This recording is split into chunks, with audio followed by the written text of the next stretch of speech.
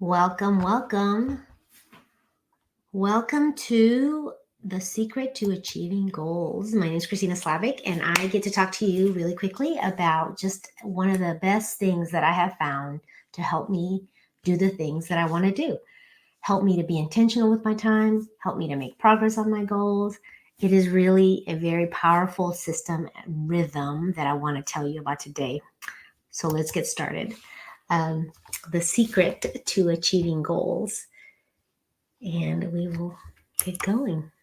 The beginning is the peanut butter and jelly crisis, the crisis that really started it for me. Really, it was not about peanut butter and jelly, but about feeding my kids. When my kids were younger, and I needed to feed them every single day, all the time.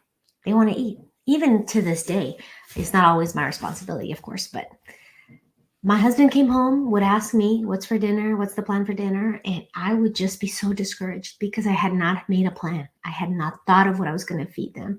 It was so frustrating. And so I remember him saying, it doesn't have to be fancy. It could be peanut butter and jelly, right? And for me, it was just this lightning moment of, I don't have to worry that I have to make it super extravagant and difficult. I just need to have a plan. And so that really was for me what started me on this path years and years ago of planning my days, my weeks, my time, my energy. It has obviously spread into other parts of my life, and I am so grateful for it. But it begins with what's important to you. So what is bringing you to this desire of wanting to be intentional, of wanting to plan? It begins with what you value and what are your current goals. Maybe you are already living and consistent with what matters to you, but you're now wanting to make progress on goals. If you're not already doing this, this is what's going to help you. Writing goals is aspirational. When you write something that you want to be able to do differently in the future, super important. But you're not going to rise to the level of that goal that you wrote down. You're going to really fall to the level of the system that you have created around you. James Clear has this quote out of Atomic Habits, and I love it. And it's absolutely what this is about. It's not about the fact that you have this goal. It's about the system. What have you done to create an environment for yourself to succeed, to be able to reach that goal? Okay, the secret that I want to share with you today is about just weekly planning. It's a very simple rhythm. It can get as complicated as you want, but it doesn't have to be. And so I want to show you just how to get started. Very straightforward.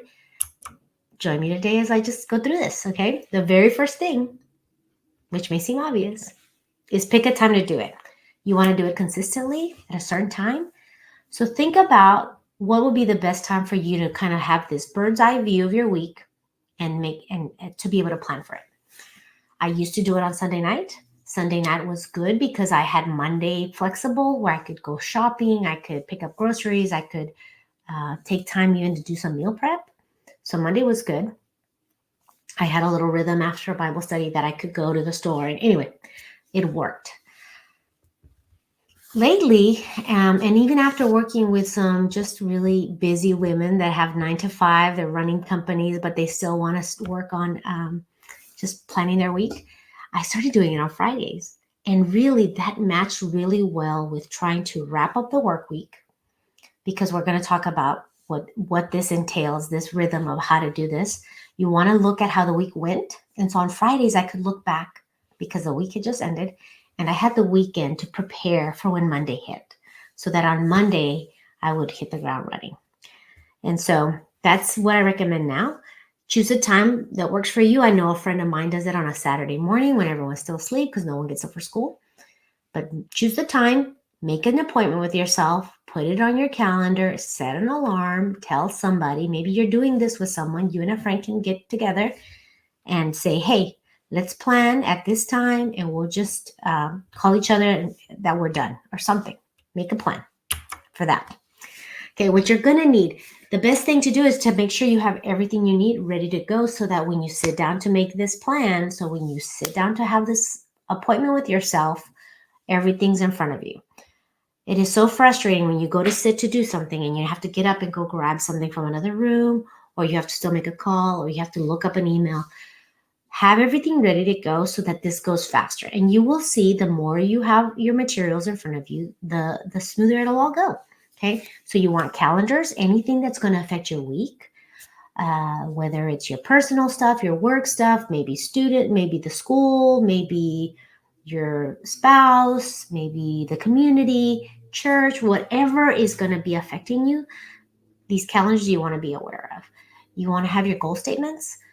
If you have taken time to write your goals, the way I help my clients create their goals is that they have some motivations that they want to keep track of so that they can stay motivated to pursue a goal, because it does get hard to do these new things.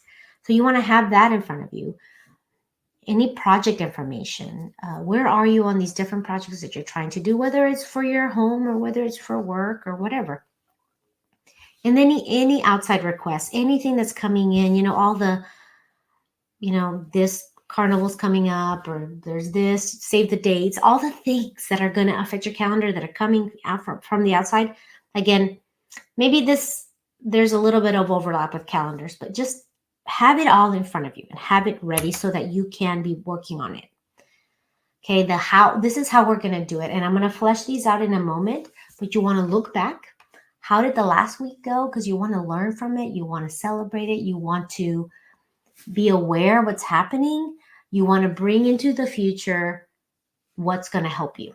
You want to deal with things that didn't work and then bring only the good stuff forward. Okay, because then that's the next part. You're going to look forward. And then you want to do this consistently. Week in and week out, you're learning, you're looking, you're planning, and then you're evaluating how it went. All of this becomes a rhythm that helps you really move forward on goals. Soren Kierkegaard has this quote that I really appreciate, and I think really summarizes this whole process, which is life can only be understood backward, but must be lived forwards. So if you're a person of faith, I think that this is really how we look back. This is Romans 8:28 method or thinking, right? Where you look back and you can see how God has worked all these things for good. There is you looking back and evaluating and being aware. But then you're just trusting God in the future. You're living it forward with the information you have that you've learned from hard things, but then you're going forward. Okay. So this is it. This is the plan. Look back, look forward. Okay. And then just show up and do it. So our first step is going to be this looking back. And what do I mean by that? That means you look back on your week. This assumes that you've been documenting your week, okay? And at first, maybe this is part of what you don't do. You're going to look back at your calendar and you're going to see how the week went. You're going to notice and celebrate the things that went well, whether you meant for them to happen or not. There's things that went well that you can say, thank you, God, that you can say, yes, that was a good thing, that you can be proud of. And it helps your brain. You're looking for the good things, and it helps your brain reframe the week, right? You're looking, you're noticing, you're celebrating the wins. You're also assessing how it went. How did you work? How did you get things done? Were there times when you weren't productive? Were there times that you really felt that you were out of control? Obviously, things happen. Sometimes something beyond your control derails your plan. How did you respond to that? Notice those things and then learn from them. Say one day something that unexpected comes up and you handled it perfectly, and another day it really threw you off. What was the difference? I would say it's the way you reacted to it. Did you feel like you had a plan to come back to? Or did you feel like you just threw your hands up in the air and you just didn't want to? Just recognize it. And so when you see that you're handling things well, that you were productive, that you were focused, that you were at peace with everything, that doesn't mean you're moving. It was just good. What made it so good? And how can you do more of that? And if there was a day that was a train wreck, what can you learn from that so that it doesn't happen again? This is what you're learning 1 week at a time. Okay. And then the part of looking back at your week is really catching anything that's a loose task that didn't get accomplished, right? So there's things that maybe you plan to do that you didn't do, and you're going to go back and look and say, oh, there's that thing I still need to call this person, or I still need to do this thing. And then you grab it and you bring it forward into your new list for to be able to schedule into the future, whether it's that next week or in the future. You're not going to lose that. You're not going to say, oh, that fell off my plate. Oh my gosh, that just fell through the cracks. You're going to avoid that if you're looking back, grabbing things that didn't get done. Sometimes some of those things that didn't get done are no longer relevant because it was for something that is no longer needed. Like if you had to call somebody before an event and the event has happened, it's over, right? You can, if you would like, for that example, say, hey, I'm sorry I didn't call you before the event. Or maybe you just say, well, that didn't happen, and, kind of acknowledge it. And in your mind, you're closing a loop so that you don't have all of these thoughts like, did I ever call that person? Oh my gosh, you can remember, no, I didn't call them, and just move on. Like it closes a loop and you don't have to keep going on that. So that's looking back. Looking forward now is going to mean that you're going to account for reality. You're looking at the week ahead.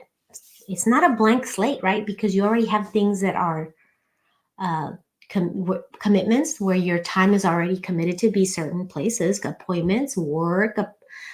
There's just things that are already on your calendar. It's not a clean slate. What is reality? You're accounting for that. And then you're seeing where you have possibly some room to schedule next steps for your goals and your projects. Anything that you're striving for, you need to set aside time to do the actions, the steps to move you forward. So you need to schedule that into your calendar. And then you're going to look at what you have scheduled and then plan strategically. What's going to help you the day before get ready for that thing? Make yourself a note. Add yourself another order groceries that week if you know it's going to be crazy. Think strategically of your week as a whole. This, for me, when I was doing the meal planning, I would be like, okay, on this day, we have just the kids are everywhere with games and practices. So that's going to be a crock pot meal day, those kinds of things. So you're helping yourself. Oh, that's the day I'm going to go meet my friend for lunch and she lives far. So I need to give myself enough travel time so that I get there on time. Those kinds of things. Set alarms, use your phone, be wise if you need to set alarms so that you can make it to places on time and do the things that you're saying you want to do. But that you're planning it and you're looking at it and it's all like, it's not overscheduled. I also warn and ask my clients not to overschedule because, again, life happens. Interruptions happen. There's going to be something, you don't know what it is, but it's going to come and disrupt your plan. And the goal is for you to have a plan that's flexible enough for you to grab the things that you need to move to another day, or for you to have enough margin to flex, and really for you to have something to come back to. Once you deal with the fire, once you've dealt with that emergency, you say, hey, where was I with my week? And you have a plan. Okay. So this is the thing about why you want to have a plan every week that you've thought about. And of course, you want to be consistent because that's really what's going to get you on this rhythm of planning, of thinking, of moving the ball forward. Okay. You want to use a tracker. Maybe that's just you putting a marble in a jar, and when you reach the top of it, you get yourself a treat. Maybe you are interacting with somebody and you're like, hey, I'm just going to send you a little check mark when I've done my weekly plan. And they're just kind of asking you, hey, I haven't heard from you. How's that going? Maybe you actually say, hey, let's do this together. And you jump on a phone call or a FaceTime, and you see that each of you are working on your plans independently. You're giving yourself, half an hour to work on it. And then you can even ask each other questions and just help each other be accountable. Okay, there are even services that allow you to do this. Focus Mate, look that up, and it's basically you and a stranger showing up on camera. There's rules involved, and you are saying, hey, I'm going to work on my weekly plan. And the person might be saying, I'm going to work on my marketing plan for my job, or I'm writing on this blog post, or I'm going to work on this blanket that I'm crocheting.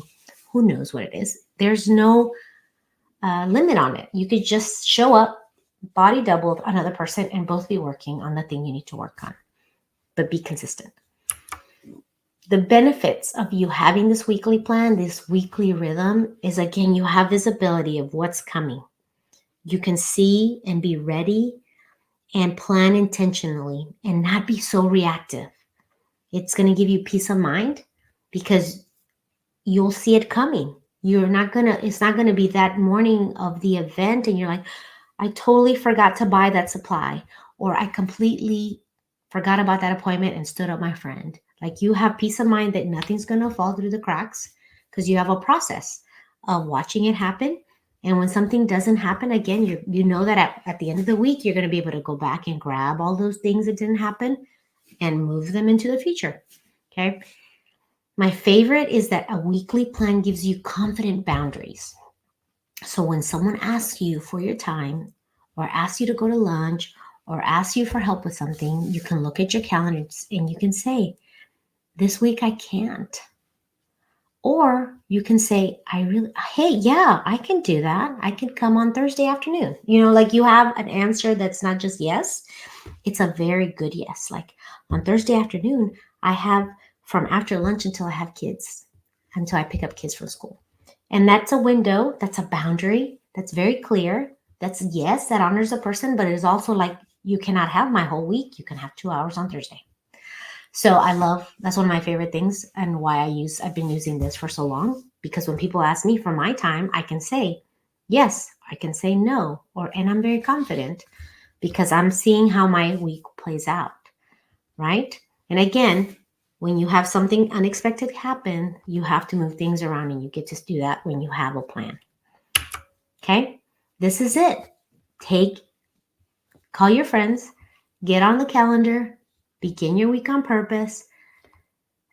1 week in and week out. You develop a rhythm. You learn that that's going to happen. You plan your weeks. You get things done. You achieve your goals, and then everybody wins. So let me know if you have any questions. I would love to help you. I hope this has served you. Enjoy.